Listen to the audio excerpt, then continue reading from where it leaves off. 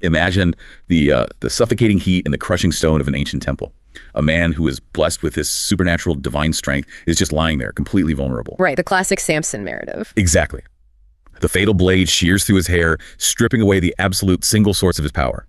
And then comes the true brutality, the agonizing gouging of his eyes. Plunging him into this permanent bloody darkness. Yeah, and it all ends in a final apocalyptic act of vengeance.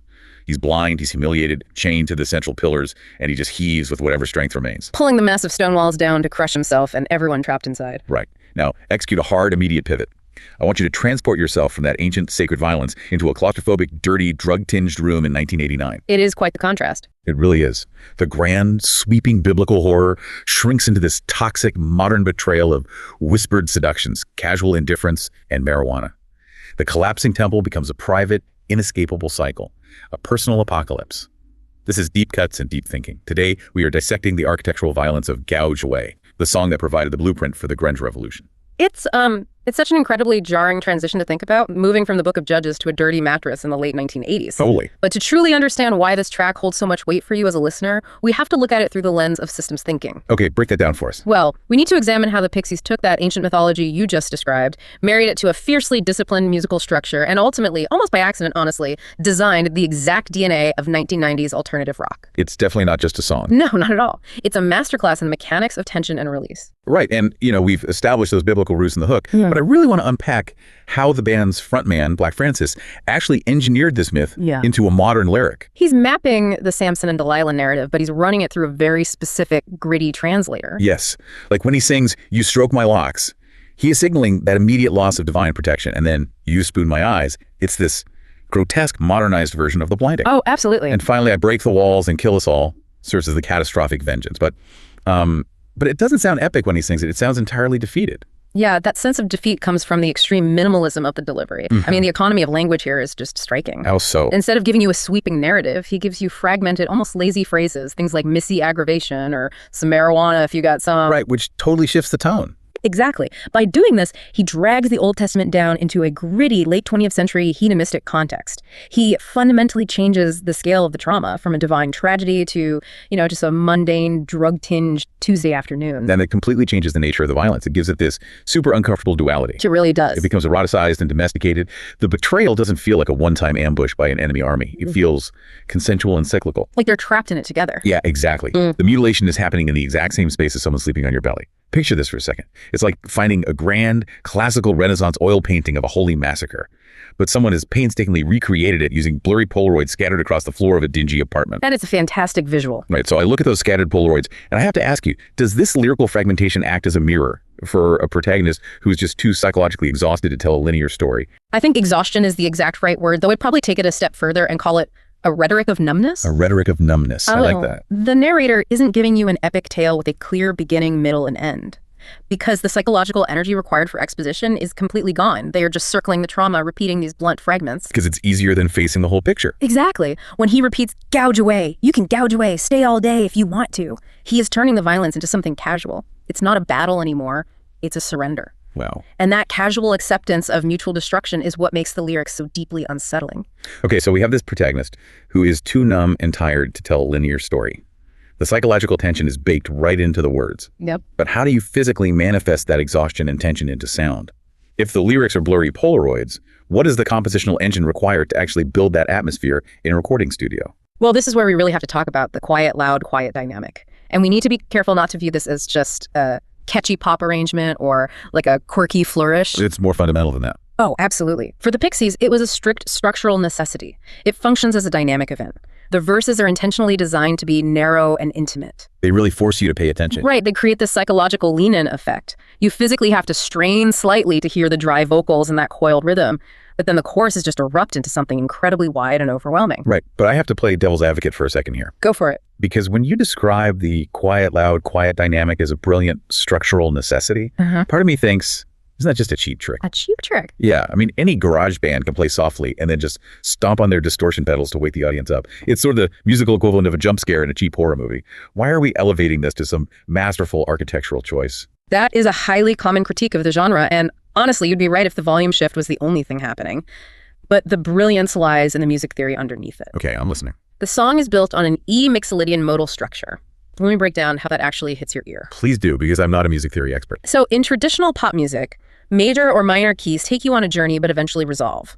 They give the listener a home base to return to, which provides a sense of psychological comfort. Right, like a neat bow at the end of a phrase. Exactly. But the Mixolydian mode, as used here, deliberately avoids confirming clear, major, or minor thirds. It relies heavily on power chords and octaves, which creates this constant, hovering, emotional instability. So you never get that comfortable resolution. Never. You get this jagged dissonance, especially when a D natural is sung over a C-sharp chord. The music literally refuses to let you go home. Oh, wow. Okay, so if the underlying music theory is refusing to give the listener a comfortable resting place, then the volume shift isn't a jump scare at all. Exactly. If we look at this from a systems level perspective, the structure operates exactly like a pressure valve. Yes, a pressure valve is the perfect analogy. Think about it. The quiet verse isn't just soft. It's an anxious holding of breath.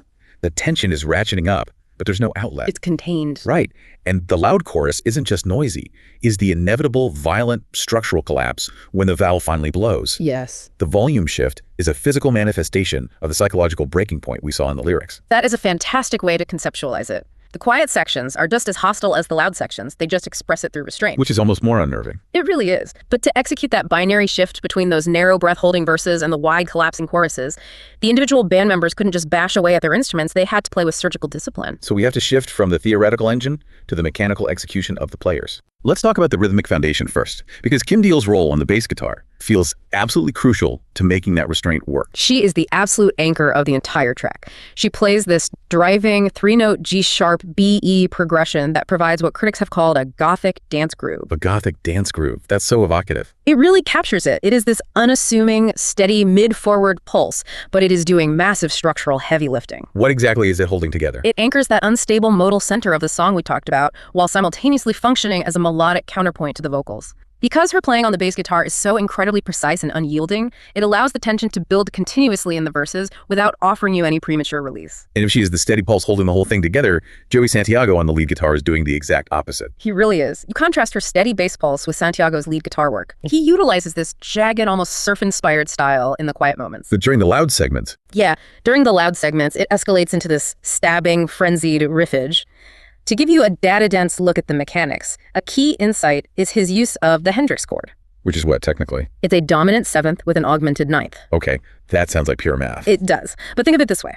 The Hendrix chord takes a major third and a minor third and forces them into the exact same chord. Those notes naturally clash. They create literal acoustic friction. Oh, that makes sense. So it literally grates on the ear a bit. Exactly. Injecting that highly specific chord into the progression creates a spiky, aggressive tension that eventually just devolves into pure amplifier feedback at the song's climax. I want to offer a mechanical analogy for you listening to really picture what is happening between the two of them. Imagine a factory floor. Okay, I'm picturing it. Kim Deal's bass guitar is the heavy, relentless conveyor belt. It just keeps moving, completely unfazed by everything around it. Right. And Santiago's lead guitar acts as the erratic, sparks-flying machinery that is violently tearing the product apart at the end of the line. That's spot on. The friction between the conveyor belt and the flying sparks is exactly what makes the dynamic event work. But having established the composition and those instrumental roles, it raises a critical logistical issue, doesn't it? It does. A song this structurally ambitious, with this much inherent acoustic friction, requires a very specific sonic architecture to actually contain it in a recording studio. Right. Because if you have a band playing a song that relies entirely on the contrast between absolute claustrophobic quiet and overwhelming loud, you can't just throw a couple of microphones in a garage. No, it would turn to absolute mud. It makes me wonder about the contrast between their work here and their previous album, Surfer Rosa. It's a night and day difference in philosophy. Surfer Rosa was produced by Steve Albini, and his approach was notoriously minimalist and raw. Very documentary style. Right? Exactly. It was very much a purist, just press record ethos.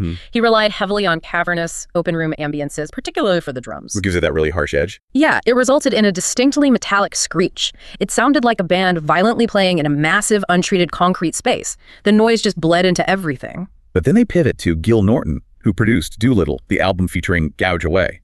He had a completely different mindset. Completely different. Norton wasn't a documentary filmmaker. He was an arranger who treated these songs like tiny, intricate pop puzzles. He wasn't just capturing the sound of a room. He was building a sonic structure from the ground up. Norton's approach was entirely about controlled chaos. To build Gouge Away, he utilized highly specific recording techniques that Albini probably would have hated. Like what? Well, he used tight compression to smooth out the band's roughest edges and control the dynamics. He employed meticulous vocal doubling. Meaning Black Francis saying the same thing twice. He sang the exact same take multiple times, and Norton layered them to create a slightly chorused, ghost-like effect. Oh. This was vital because it perfectly balanced his intense fury with the eerie, calm coolness of Kim Deal's backing vocals. Norton also layered Santiago's lead guitars and drenched them in heavy reverb to make them sound massive. And what about the drums? Because Albini's drums were so boomy. Crucially, instead of Albini's booming room sound, Norton used close-miced, clipped toms, and a biting snare drum to keep the rhythm section incredibly tight, dry, and human. So hearing all of this, it makes you wonder about a huge question of authenticity. How so? Well, by taking a raw basement punk band and polishing their edges with all this studio compression, vocal doubling, and tight drum micing, did Norton dilute their power? Did he sell them out to make them sound pretty? Or did his hi-fi discipline actually make the band's inherent chaos more lethal by focusing it like a laser? That's the big debate, but the historical consensus strongly points to the latter. He focused it. Because the contrast was sharper. Exactly. Because Norton kept the drums clipped and the vocals tight, the loud sections didn't bleed into the quiet sections. That meant the dynamic leaps between the verses and choruses became much more legible to the listener's ear. The chaos didn't swallow itself in reverb. Right. It hit you squarely in the chest. Which naturally brings us to how we zoom out and look at the actual detonation of this track. The cultural impact. Yes, we need to examine how this sonic architecture functioned within the album itself and how it went on to completely infect the rest of the music world. Well, starting with the album, it's the perfect closing statement because Gouge Away is the final track on Doolittle. It acts as the final fatal blow. It really is the ultimate unredeemed personal apocalypse. Yeah. Throughout Doolittle, the Pixies are obsessively exploring themes of bodily mutilation, environmental collapse, and deep spiritual dread. Light stuff, you know. Very light. But by placing Gouge Away at the very end of the track list, the album culminates in a scene where the protagonist literally invites their own annihilation, singing "I break the walls and kill us all." It finalizes the album's thematic obsessions perfectly. There is no happy fade out, no major key resolution. There is only structural collapse. And that very specific structural collapse became a global blueprint.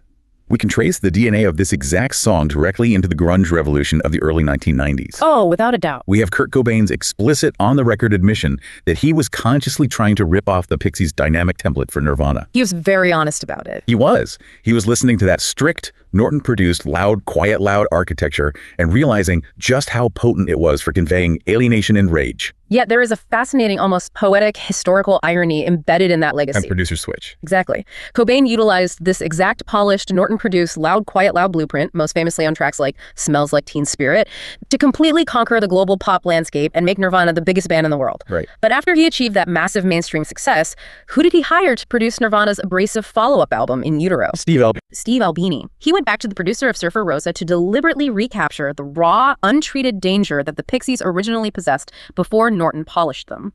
That is amazing. So if you step back and look at the whole picture, Gouge Away isn't just a great album closer.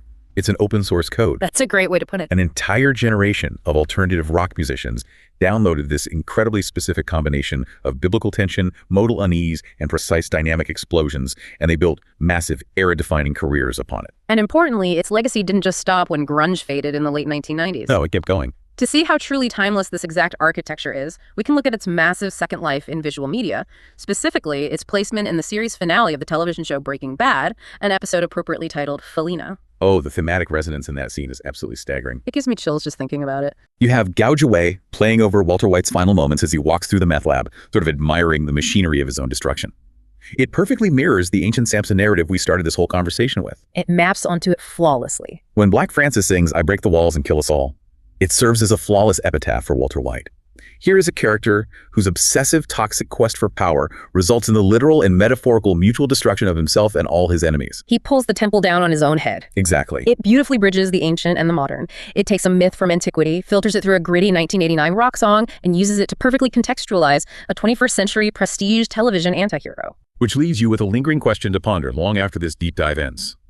If a late 1980s underground rock track can perfectly soundtrack both an ancient biblical tragedy of divine retribution and a modern prestige television character's demise, are our stories of self-destruction and toxic ambition truly changing over the centuries? Or are we just waiting for the perfect loud, quiet, loud architecture to make those old, dark impulses feel brand new again?